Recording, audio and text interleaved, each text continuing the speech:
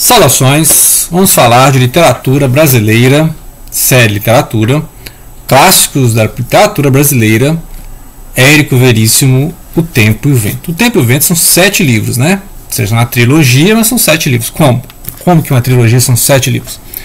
São 3 livros, né? O Continente, o Retrato e o Arquipélago. Só que separado em volumes. Então você tem primeiro livro, são 2 livros, são 2 volumes. O segundo livro, são 2 volumes. O terceiro livro são 3 volumes, né? Então vamos começar a trabalhar com o Continente, que é a história que fala muito da formação do Rio Grande do Sul, do Uruguai. Lembrar que Rio Grande do Sul e Uruguai é muito unido naquela época, né? Depois é que foi separada a independência do Uruguai, né? Os pampas, gaúchos, né? E vai falar das guerras que tiveram ali, a guerra do Paraguai, que é uma guerra que envolveu os 3 países da região da fronteira, né? Ou seja, Paraguai, Uruguai, Argentina e Brasil.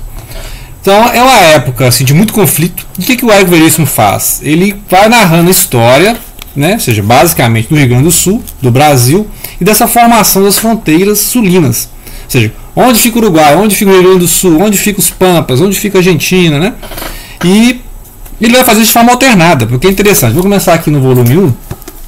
Ele faz isso interessante, porque ele mostra, primeiramente, para formar as fronteiras, né, a colônia portuguesa teve que expandir, né, furando ali o Tratado de Tordesilhas, né, em rumo aonde é a Argentina hoje, né? Então, Uruguai, Argentina, aí parou onde é o Paraguai ali. Então ele vai mostrando isso e vai voltando lá no século XVIII, né? Primeira metade, 1740, né? Então ele vai formando, então ele vai fazendo alternância, ele vai trabalhando o século XVIII, a formação mesmo do Rio Grande do Sul. Então vai ter a personagem, né, central vai ser Ana Terra. Depois vai ter um certo Capitão Rodrigo, né? Certo Capitão Rodrigo, que vai continuar a história. E ao mesmo tempo ele vai narrando um fato interessante da história do Rio Grande do Sul, que é já no final do século XIX, ou seja, ele dá uma alternância de 150 anos. Então você está no episódio, você é jogado 150 anos depois, vai mostrando as consequências daquilo, né? Então ele vai contando a história em duas etapas. Então você tem capítulos em que você está lendo sobre o século XVIII e de repente você está em outro episódio no século XIX, final do século XIX. E ali ele vai falar da questão continuar a mesma família, né? É a mesma família, né? Não perder essa. Ele vai seguindo essa família ao longo de 150 anos. Até a era do Vargas, né? Então vai findar essa trilogia lá na era do Vargas, Estado Novo, etc. E ele vai seguindo essa família e os conflitos que tiveram, né? Então a Guerra das Farroupilhas, guerra do Paraguai, depois a Guerra Federalista, a Revolução Federalista, que vai ser 1893-1895. E ele vai explicando, né? E didaticamente, ele vai explicando, ele é bem painel, assim, ele é bem Balzac, né? Já falei em outros vídeos. O estilo do Érico Veríssimo é um estilo Balzac, ou seja, apresenta um painel e vai inserindo os personagens, né? E os personagens significam formas de ver o conflito. Então você vai ter o republicano, você vai ter o federalista, você vai ter aquele, né, o caudilho, você vai ter o estanceiro, você vai ter o médico que vai. Então ele vai fazendo esse painel à la Balzac. Então ele vai mostrando a geografia, o contexto histórico, que vai inserindo os personagens. Você vai se identificando com os personagens e vai seguindo a história. Então ele é bem o estilo do Érico Veríssimo, é esse, né? O Érico Veríssimo que começou inclusive fazendo isso aqui na Revolução de 30, né? No Olhai os Livros do Campo, mas aqui é um romance mais burguês, um romance mais centrado em personagens, meio urbano, né? Então nós vamos fazer um vídeo, né, sobre Olhai os Livros no Campo, assim como o Incidente Antares, que é outro clássico, né? Super realismo mágico, assim, coisas estranhíssimas acontecem. E aqui é um estilo bem contido. Agora, O Tempo e o Vento já é um romance epopeia, né? É um romance epopeia. Por quê? Porque é um romance coletivo, ou seja, são vários personagens, são várias guerras, conflitos. É histórico, porque tem base histórica, se pesquisar os acontecimentos, os nomes dos personagens, referem-se a personagens históricos, né? Então, ou seja, tem um contexto histórico, não está inventando, né? Não é um Macondo, assim, né? Não é a Terra de Nárnia, né? É um contexto histórico. E é claro que os personagens são dele, mas em relação ao contexto histórico, né? Então podemos dizer que é um romance histórico por esse sentido. E aí ele vai contar, por exemplo, aqui na alternância, esse conflito do que é chamado da Revolução Federalista. né? Que ali, quando a República foi imposta, né? Foi um golpe militar, a República foi imposta, e aí tem aquela figura do Floriano Peixoto, que vai ser o consolidador da República, né? Que é um autoritário, chamado Marechal de Ferro. Muito bem, aí ele vai mostrar, por exemplo, que existiam lá no Rio Grande do Sul, né, a figura do Júlio de Castilhos, que posteriormente vai ser um apoiador do Vargas, né, que é aquela figura autoritária, centralizadora. Então são esses republicanos que eles querem centralizar o poder no presidente. E em contraponto a esse tem um Gaspar Silveira Martins, que ele é um parlamentarista liberal, né, ou seja, com aquele pessoal do resto da monarquia, que é a monarquia que eles queriam parlamentar. Então, como a República foi imposta por um golpe, os parlamentaristas queriam a monarquia parlamentarista. Não é isso? Então, tem essa diferença. E aí tem a briga entre eles, né? E aí entre o povo, porque aí você vai ter ali então os liberais monarquistas, que são chamados de maragatos, né? E junto com os colorados, que são do Uruguai, né? Que é um partido uruguai, os colorados e tal. E aí vão ficar contra os republicanos, que vão ser o apoio ao Floriano. Floriano que venceu a revolta da Armada, e o pessoal da revolta da Armada veio para o Rio Grande do Sul também. Então foi ali uma guerra assim, de uns 3 anos, né? Bem violenta, né? Chamada Guerra da Degola, porque realmente, enquanto uma parte usava muito fuzil, né? Que os exércitos, vamos dizer assim, oficiais usavam muito fuzil, arma de fogo, os exércitos federalistas, que muitas vezes eram mercenários, né, daí o termo maragatos, né, usavam muita arma branca, né, então degola mesmo, então né, não tinha nem munição. Então foi uma guerra muito brutal entre os maragatos, né, entre os colorados, contra os pica-paus ou chimangos, né. Pica-pau, chimanga é as aves de acordo com a farda, né. Você vai ver vários vídeos contando a história da guerra, mas é importante conhecer o contexto da guerra para ver os personagens. Então ele coloca ali os cambarás vão estar do lado dos republicanos, né? E vai ter o personagem do Zé Lírio, que é apaixonado por uma filha lá dos Camará, e ele vai ser um federalista, né? Então os federalistas querem descentralizar, querem mais poder para as províncias, para os estados, enquanto os republicanos estão apoiando Floriano Peixoto, né? Então você vai ter essa questão histórica no livro todo, né? Então, tanto para entender lá o povo das missões, a expansão das fronteiras, a guerra com os espanhóis, entenda, os espanhóis quem? Os argentinos, os uruguaios, os paraguaios, né? Então quando eu falo os espanhóis, né? Os China, né? Os chinas são esses povos, e os índios também, né? Tem os índios estão na região, os índios estão no meio. Os índios estão entre os espanhóis e entre os portugueses. E muitos jesuítas queriam que os índios estivessem abrigados nessas missões. E muitas missões foram atacadas também. Então tem essa guerra, né? Ele vai mostrar todo esse painel, vai criar personagens, né? Mostra os espanhóis invadindo os assentamentos portugueses, que depois serão os brasileiros, né? Com a independência.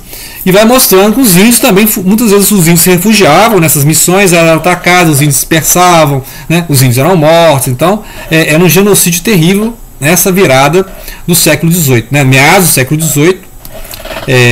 Muito bem, então é isso aqui, um resumão do continente 1, né? Então ele vai alternando o século XVIII com o final do século XIX e contando a história de suas famílias. Muito bem, aqui continente 2, então ele continua o mesmo episódio do Sobrado, lembrando, o episódio do Sobrado acontece em Santa Fé, quando os federalistas tomam a cidade, e a resistência dos republicanos, né? Republicanos são os Cambará. E aí vai mostrando, então quando fala o sobrado que são separados em 7 partes, por exemplo, no volume 1, você tem o sobrado. Sobrado estava, sobrado 1, 2, 3 e 4, né? No volume 1. Então você tem aqui 4 cenas da mesmo episódio, né? Ele vai dividir para te obrigar a ler. Então você quer saber o que vai acontecer, só que ele te joga 150 anos antes como é que surgiu a família. Porque quais os conflitos que estão em questão ali? Tem uma guerra de federalistas e republicanos, beleza. Não, essa é questão de história, você vê no livro de história. Mas e essas famílias? Por que essas famílias estão em guerra? Por que um está de um lado, outra de outra? Por que pessoas de uma família se apaixonam pela da outra? Né? Tem sempre essa questão do Romeu e Julieta, né? Os Montecchio, né? E as famílias, né? Dos Capuletos, né? Que faz mesmo Montecchio, os Capuletos, e ficam ali. Só que os filhos se apaixonam, né? Bem shakespeariano esse tema. E aí se tem essas questões, né? Uma família quer mandar mais que a outra, né? Sempre tem essas famílias disputando poder, e aí os filhos se apaixonam e tem que lutar contra os pais, né? Bem romance mesmo no século XIX. E aqui aí o sobrado 5, 6 e 7, né? Continuando o mesmo episódio, só que no final do século XIX. Então ele te obriga a seguir fatos históricos enquanto você acompanha já identificado com os personagens essa luta das famílias, né? Então você tem os forasteiros. O forasteiro é o capitão chega lá da família, né? Ou seja, os assentamentos, depois que acabaram as missões, né? Os índios foram mortos ou fugiram. E aí tem a formação das grandes famílias, né? Os grandes estanceiros, proprietários de terra. E aí chega o forasteiro, né? E o forasteiro muitas vezes eram usados como mercenários, né? Eram soldados, né? Essas revoluções, muitos eram soldados que voltavam nessas guerras e viviam como mercenários, né? Bateu outra guerra, então aí os estanceiros, né?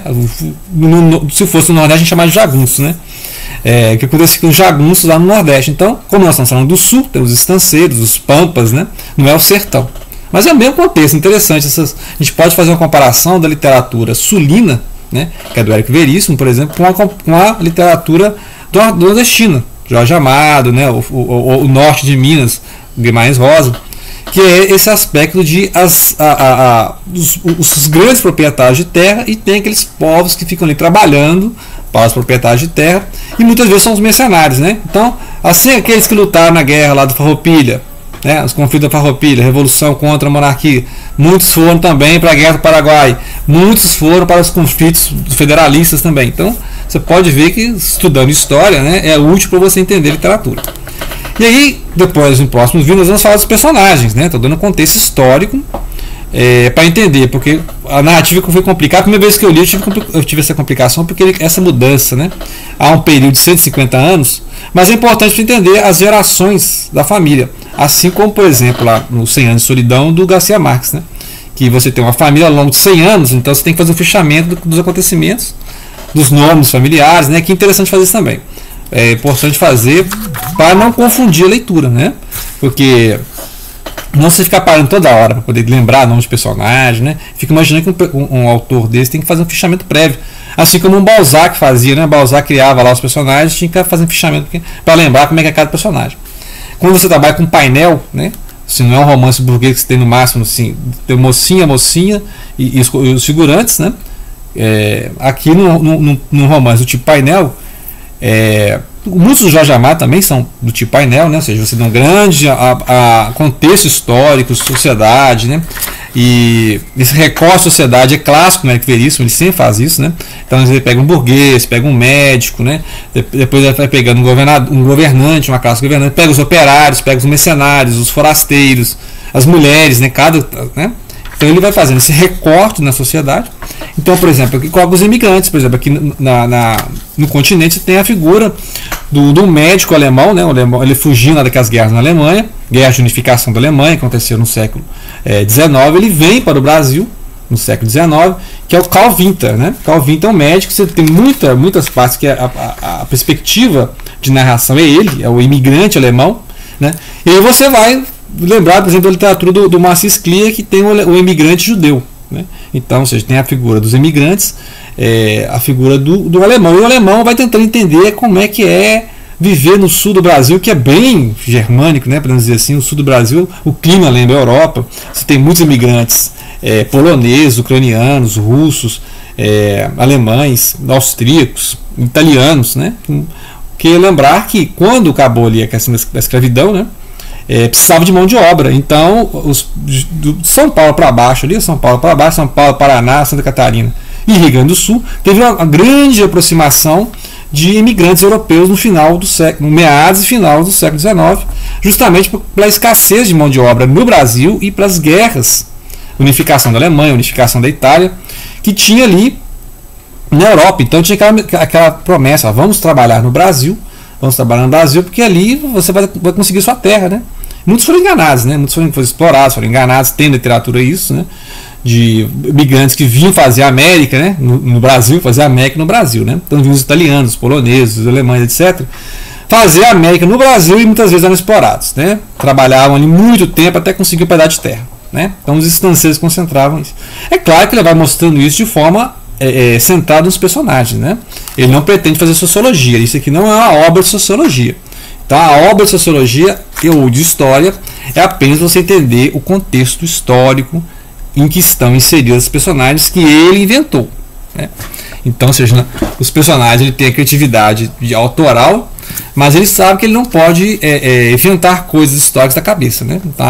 O aspecto histórico é documentado, ele utiliza esse material histórico e insere seus personagens para que você possa seguir a história, né? Senão viraria um livro de história acadêmico, né? Que não é a pretensão dele.